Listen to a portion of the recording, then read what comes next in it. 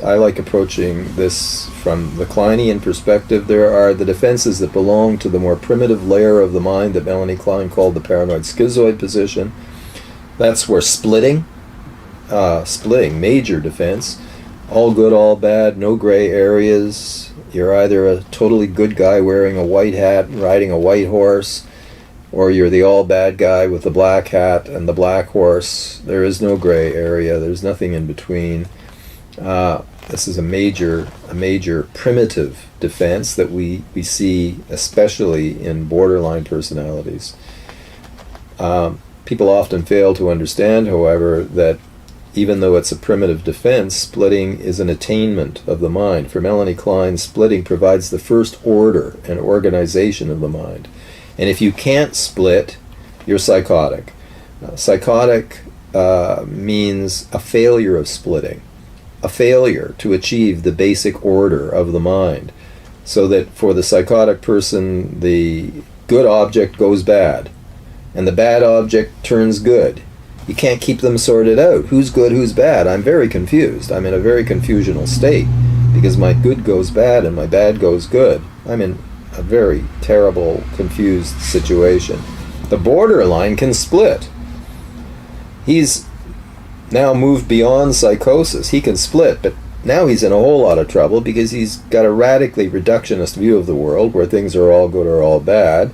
And of course we want people to move on to stage 3 where they begin to overcome splitting and become capable of tolerating what Freud called ambivalence, which is to see the object as both good and bad without splitting. And at that point we become capable of achieving neurosis, because that's what neurosis is. Neurosis is ambivalence conflict. My loving is hampered by my hating, and damn it, my hating is hampered by my loving.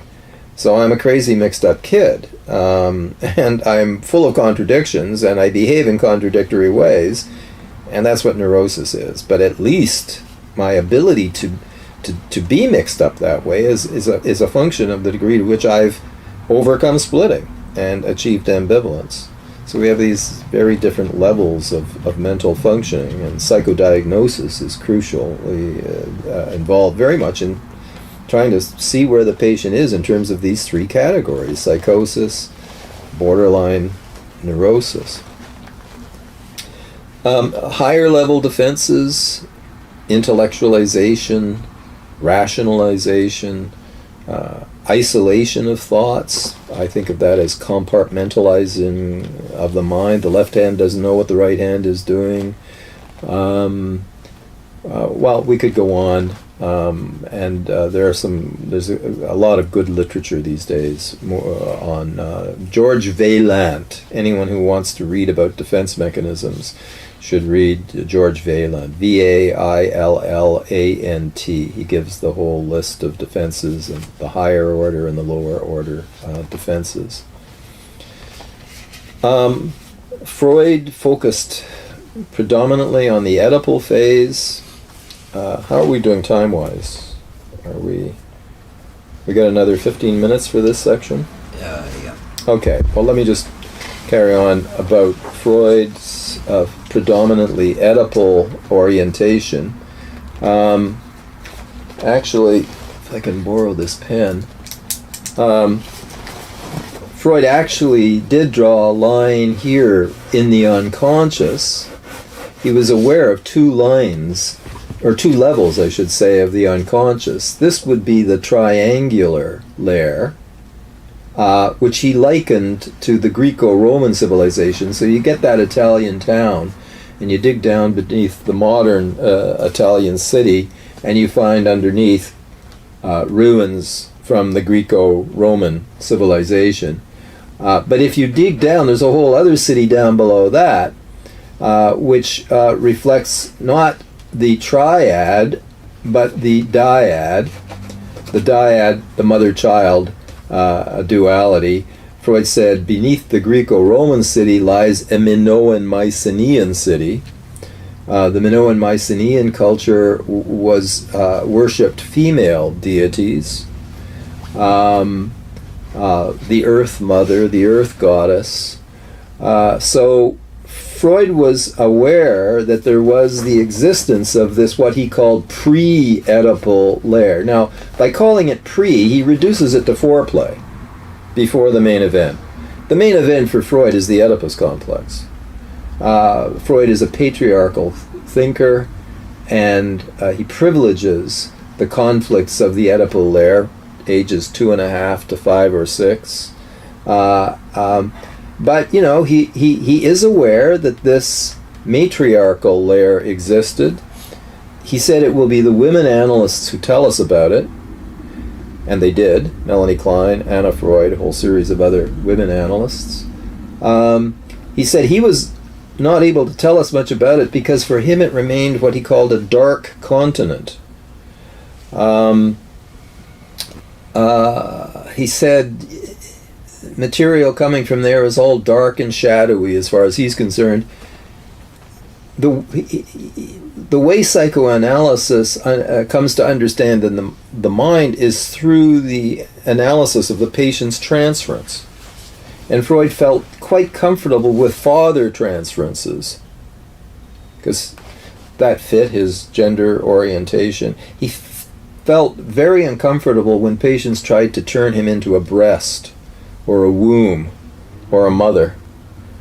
I think there were personal reasons for this. Freud, I think, there's a wonderful book by Deborah Margolis, Margolis, Freud and His Mother. It seems his mother was very narcissistic. It seems he probably hated her but didn't admit it, couldn't admit it. He says this really stupid thing about how all relations, human relations that reach any depth, are characterized by ambivalence, by both love and hate, except for the relationship between a mother and her son. Free of ambivalence, he says. Of course, this is utter nonsense. And the fact that he said it is a symptom of big-time repression. And Margolis traces it to his repression of his hatred of his mother. He also fled from the pre-Oedipal mother-infant relationship because he lost his Czech nanny who was fired by his mother, and there was a trauma then, a wound in the pre-Oedipal layer, the loss of this beloved nanny. So the loss of the nanny, the conflict with the mother, Freud defensively took flight from the mother-infant pre-Oedipal layer and put all of the accent on the Oedipus complex as a way of avoiding where his own problems lay. And this got passed on as a kind of a generational problem, pathology, because the first generation of Freudian analysts did not analyze their pre-Oedipal issues.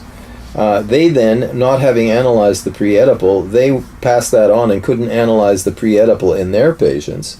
And so this went on for several generations. Speaking personally, my first two analysts were senior male Freudians. I tried to get them to talk to me about my mother. I couldn't get them to talk to me. It was all father. Well, yeah, I had some problems with my father, but basically we were okay. I loved him, he loved me. We had our battles, but my real problem was with my mother. I couldn't. So after I graduated as an analyst, they say the first analysis is for the Institute. The second, in my case it was the third analysis, is for myself. I went to a non-training analyst, a woman who had been trained in England, had known Bowlby, was influenced by attachment theory, had been a pediatrician before becoming an analyst. This is a woman analyst that I could now talk to about my mother, and she got it, and I was able to work through the pre-Oedipal stuff. Partly what we're doing in this course, Freud and Beyond, is we're talking about the move beyond Freud's Oedipus obsession. Now, I'm not putting the Oedipus complex down. I'm not saying it doesn't exist. I'm not saying everything is pre-Oedipal. I'm not trying to reduce the Oedipus complex to a pre-Oedipal conflict. The Oedipus complex is real, and it causes real problems, and everybody has one, and everyone has wounds from it, and it needs to be attended to. But it's not the whole enchilada. There is the important pre-Oedipal issues that post-Freudians like John Bowlby in attachment theory, like Donald Winnicott, who also was a pediatrician before becoming an analyst and knew about mothers and babies, and as we'll see, Ferenczi see, all of these thinkers have moved beyond Freud's Oedipus focus into fleshing out this pre-Oedipal layer that was remained a dark continent for Freud himself. Okay.